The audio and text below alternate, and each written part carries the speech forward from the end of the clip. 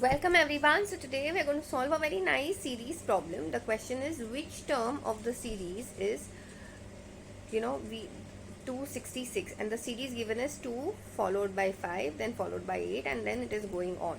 Okay, so now if you look at the series here we can see that the constant difference of 3 is happening in both cases. Right? So when you add plus 3 to 5 you get answer as 8. So here see, whenever there is a constant difference means the series is following arithmetic progression. Now for arithmetic progression there are certain formulas like the last term value will always be equal to first term plus n minus 1 terms into d, where d stands for difference. So here we can say that the first term over here is 2, d is what?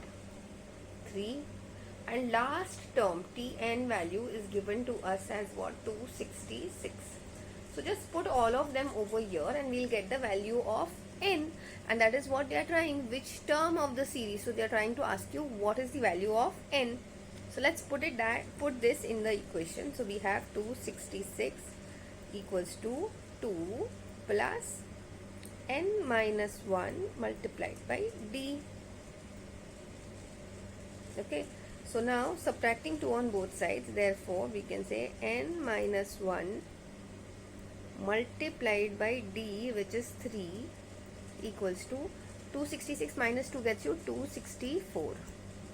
Dividing both sides by 3, we can say n minus 1 equals to 88. So in order to find the value of n, we will add 1 on both sides. So this gets cancelled.